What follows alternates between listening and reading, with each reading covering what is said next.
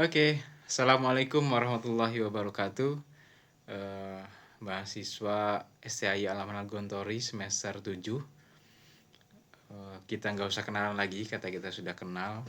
Dan hari ini Bapak ingin menginformasikan bahwa pertemuan pertama tidak bisa hadir di kelas karena menghadiri undangan ke Kota Serang.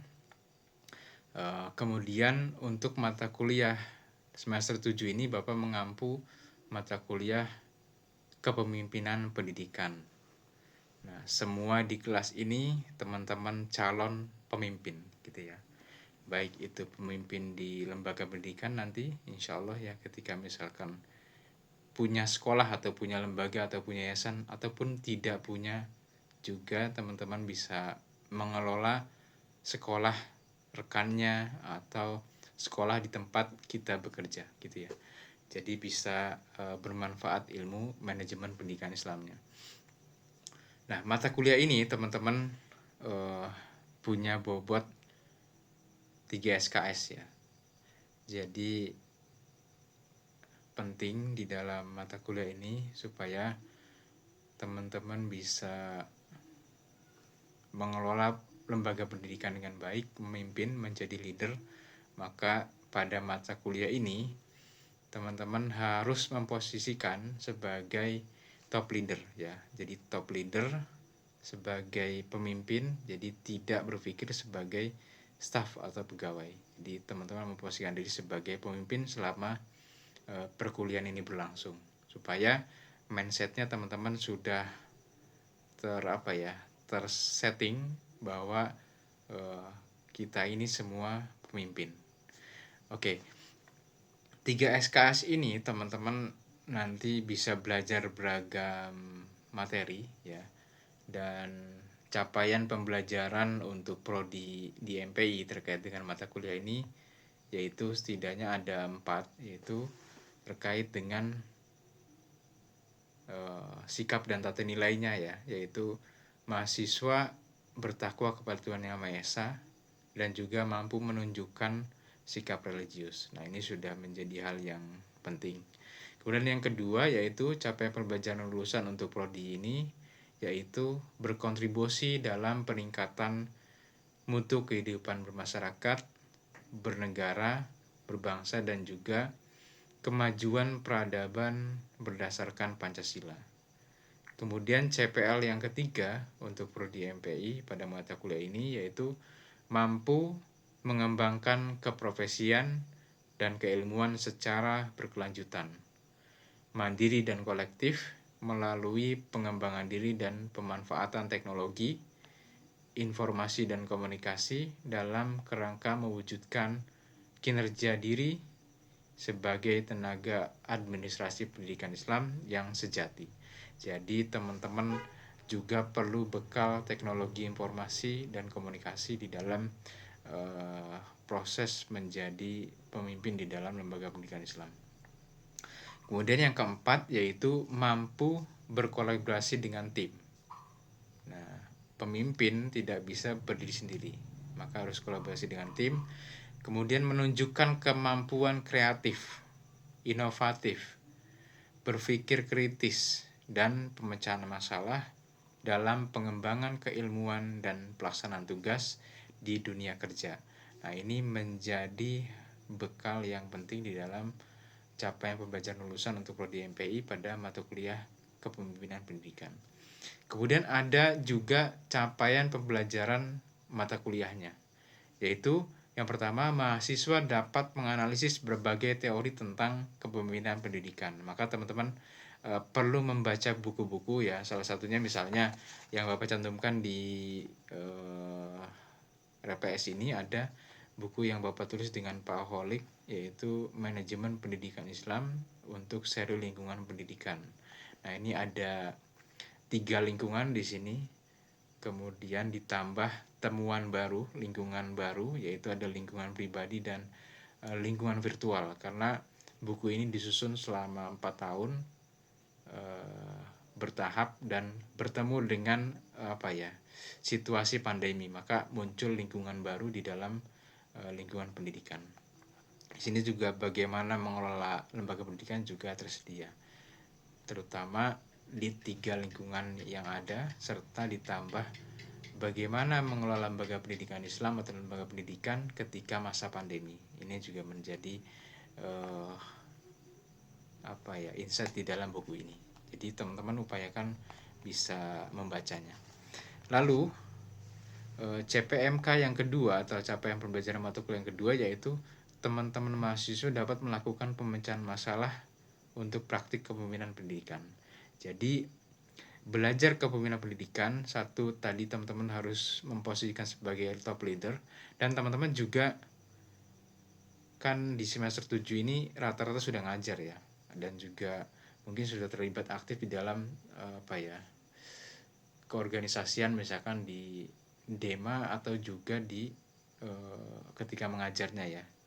Nah, itu juga menjadi bekal untuk teman-teman, dan upayakan cek adakah permasalahan terkait dengan kepemimpinan pendidikan ketika teman-teman terjun di lapangan ya, baik itu sebagai guru atau juga sebagai misalnya kepanitiaan, atau mungkin juga teman-teman berdiri sebagai siswa mengamati pelaksanaan pendidikan yang ada kaitannya dengan kepemimpinan pendidikan. Nah, itu menjadi penting. Terus yang ketiga, yaitu capaian pembelajaran mata kuliahnya, mahasiswa dapat menguasai berbagai kemampuan kepemimpinan pendidikan di berbagai level. Misalnya saat ini teman-teman sudah punya bekal, misalnya sudah jadi guru di tingkat menengah misalnya di MTS atau di madrasah aliyah. Nah, itu menjadi bekal. Nah, teman-teman juga harus tambahkan lagi, misalkan cek di luar sana, misalkan ada nggak teman yang sedang mengajar di tingkat dasar, misalkan di SD atau di madrasah ibtidaiyah. Nah, itu bisa teman-teman gali informasi, adakah kemampuan kepemimpinan pendidikan yang berbeda misalnya gitu, atau adakah kesamaannya, sehingga itu menjadi memperkaya wawasan teman-teman terkait dengan praktik-praktik baik yang ada di lembaga-lembaga pendidikan di berbagai level.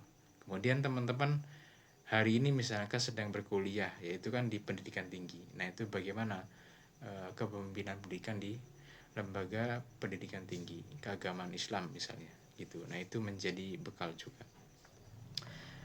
Lalu sub CPMK-nya itu terkait dengan nanti materi-materi yang ada di dalam mata kuliah ini. Jadi ada beberapa materi, setidaknya ada 14 ya. Yang pertama, nanti teman-teman mengenal apa sih manajemen atau juga kepemimpinan ya. Apa sih kepemimpinan pendidikan itu? Nah, itu menjadi bekal yang pertama. Jadi kita harus kenal dulu mata kuliah ini itu mata kuliah apa. Kemudian yang kedua, yaitu konsep terkait dengan definisi kepemimpinan. Kepemimpinan itu kan berawal dari kata pemimpin gitu ya. Nah, pemimpin itu apa? Kemudian kenapa ada imbuhan ke dan an? Kemudian ada misalkan makna lainnya terkait selain dengan pemimpin, misalkan teman-teman nanti ada istilah misalnya kepala sekolah, kemudian dipimpin, kemudian kata pimpin misalnya, itu apa maknanya. Nah, ini menjadi kosakata yang teman-teman perlu baca, kemudian dalami apa bedanya dan seterusnya. Kemudian yang ketiga, setelah teman-teman kenal kepemimpinan pendidikan, teman-teman juga harus cek ciri-cirinya apa gitu. Ciri-ciri di dalam kepemimpinan. Kepemimpinan itu harus ada apa saja misalnya gitu. Kemudian di dalam kepemimpinan itu apa sih gitu kan cirinya. Nah, ini menjadi hal yang perlu diketahui. Kemudian yang keempat, yaitu syarat dan prinsip-prinsip pemimpinan. Ini juga penting. Syaratnya apa menjadi pemimpin? Syaratnya apa disebut kepemimpinan? Kemudian prinsip kepemimpinan itu harus seperti apa? Nah, ini menjadi penting nanti teman-teman pelajari di mata kuliah ini. Kemudian yang kelima, teman-teman diajak untuk berdialog terkait dengan apa itu kepemimpinan dan juga apa itu manajemen. Nah, ini apakah sama atau berbeda? Kalau beda, bedanya di mana? Nah, ini menjadi hal yang perlu teman-teman ungkap. Kemudian yang keenam, kita akan sama-sama belajar terkait dengan kepemimpinan dalam level kepemimpinan sebagai kepala sekolah ya, di dalam lembaga pendidikan. Jadi kepala sekolah itu kan pemimpin di dalam lembaga pendidikan. Kemudian yang ketujuh, teman-teman juga akan belajar terkait dengan kepemimpinan pendidikan untuk tema terkait dengan peran kepala sekolah sebagai pemimpin pendidikan dan juga kepala sekolah sebagai pengambil keputusan. Nah, seperti apa? Kemudian yang kedelapan, konsep kepemimpinan sekolah yang sukses. Nah, nanti teman-teman bisa mencari tahu sekolah-sekolah mana saja yang pemimpinnya sukses. Misalkan menjadikan sekolah itu unggul, atau sekolah itu terakreditasi, atau sekolah itu punya keunikan ciri khas tersendiri dari sekolah yang lain. Nah, itu kita akan sama-sama cari tahu dan kita akan bahas. Kemudian yang kesembilan, konsep kepemimpinan di dalam peningkatan mutu sekolah. Nah, bagaimana konsep kepemimpinan di dalam meningkatkan kualitas sekolah. Nah, pemimpinnya baik itu kan membawa kemajuan atau membawa peningkatan kualitas untuk lembaga yang dia pimpin. Ini menjadi penting. Kemudian yang ke-10 yaitu konsep kepemimpinan pendidikan di dalam konteksnya yaitu yang menantang ya. Artinya kita akan lihat bagaimana kepala sekolah pada sekolah yang berbasis keragaman atau multikultural. Nah, nanti teman-teman dalam mata kuliah ini juga teman-teman nanti belajar terkait dengan pendidikan multikultural juga gitu ya. Dan teman-teman coba cari tahu mungkin dengan membaca jurnal, membaca hasil-hasil penelitian gitu ya, yang terkait dengan pendidikan multikulturalisme. Nah, kemudian yang ketiga, yang ke-12, yang ke-11, yang konsep yang menantang juga yaitu kepala sekolah pada daerah konflik. Nah, teman-teman juga harus cari tahu seperti apa kepemimpinan di dalam sekolah yang berada pada daerah konflik. Nah, nanti juga treatmentnya pasti berbeda. Kemudian yang ke-12 terkait dengan konsep pembinaan pendidikan untuk kepala sekolah pada daerah terpencil. Nah, seperti apa konsep kepemimpinannya? Ini juga perlu kita pelajari. Siapa tahu teman-teman di daerah 3 yang menantang tadi ya, yang berbasis keragaman, di daerah yang konflik, atau juga nanti teman-teman ditugaskan di daerah yang terpencil misalnya. Itu jadi punya bekal mengatasi sekolah atau mengelola sekolah di 3 daerah menantang itu.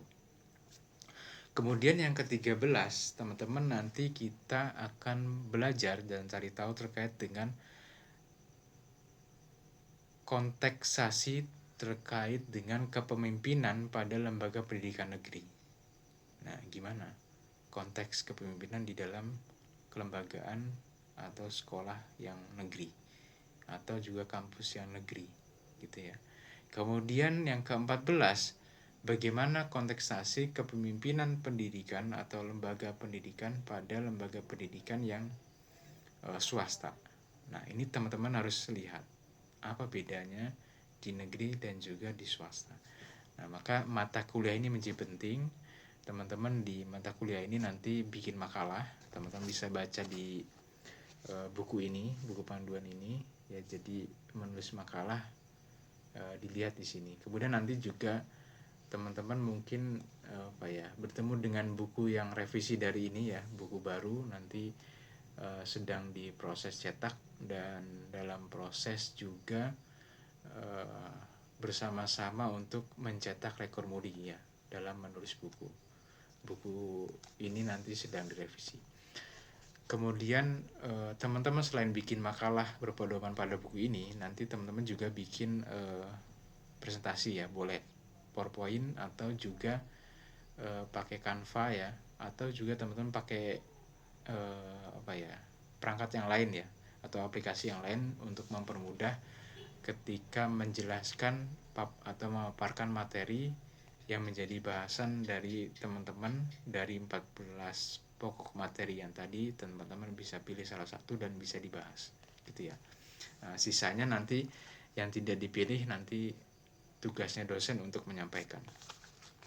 Nah, mungkin itu ya teman-teman untuk mata kuliah ini, dan harapan Bapak dan kampus teman-teman jangan berhenti untuk membaca ya.